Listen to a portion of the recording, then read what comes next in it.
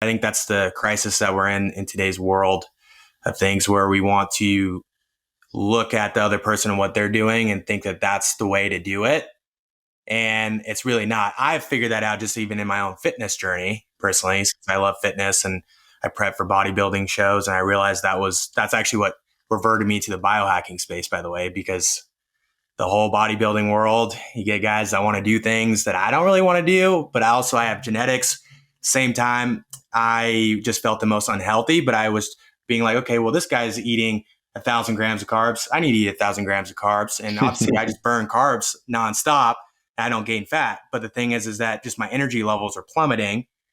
Everything else was just kind of getting imbalanced. And I was just like, okay, well, I'm going to go towards the biohacking space. But then as I go to the biohacking space, now I see a lot of people with whether they're combating, diabetes or they have chronic diseases or other things. And they try to look, not people in the biohacking space necessarily, because I think they understand that their body is different.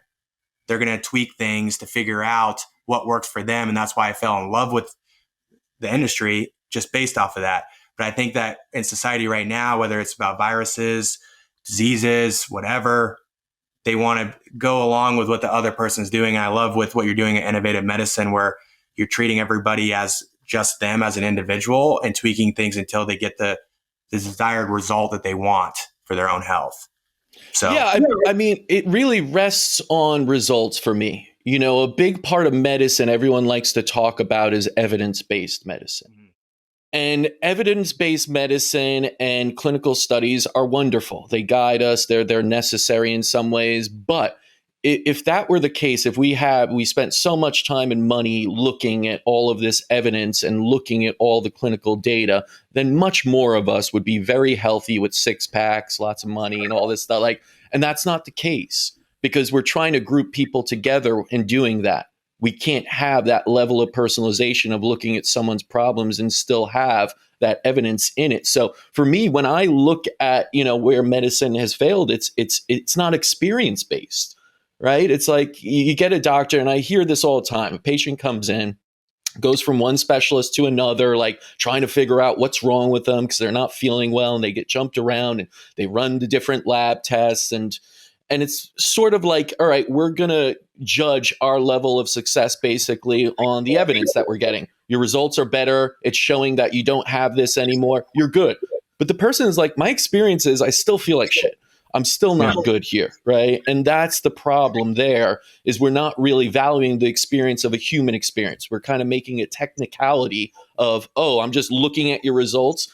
I mean, my brother told me the other day, he went in for his GP. It's like they didn't even look at him. They didn't even acknowledge he was in the seat. He was telling them these problems. They're like, no, it looks good, looks good. He's like, I'm here. I'm not on these plots of charts right there. Listen to me. Hear me out. I'm a human, right? And so you got to be able to look at that experience of it all. And I do agree. That's where I love the biohacking realm. It's like you try and you experience, right? Yeah. And that's what you value most. Dave could give you all the recommendations in the world, and the top guys out there will do that and guide you. But you got to experience it. It's not going to work for everyone. And he's upfront about that. And I like that about Dave and others. That whereas doctors are like, no, we're going to give this to you and we'll show you on a plot that this will go up, this will go down, and you're better.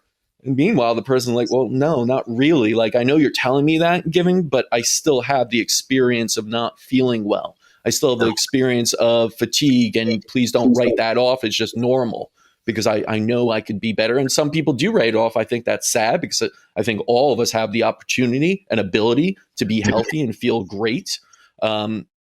And again, that's like sort of, I feel like the bridge between medicine and biohacking is like right there. It's like, as soon as you get healthy, I want people to keep going and get into the biohacking, right? If you have the ability to now get out of bed and all your kind of vitals are there, like keep going, keep rocking it, and, be superhuman, like go that route. I think that is what we really want. So our like level of success is getting you to self-healing, self-management again, because otherwise you're kind of in a disease state where you're relying on medication, on different things, or you just can't even get out of bed sometimes, and you're always up and down in your health, and it's bad, good. Like, no, self-management, self-healing, then optimization, and then, feeling great. Yeah, that's one thing about, like, I would make posts and I see your post and Dave makes posts and everybody makes posts. And I think that one thing is that people that are not in the biohacking space want to fight sometimes or argue or be like this or that. But little do they know is that the biohacking space is so open arms.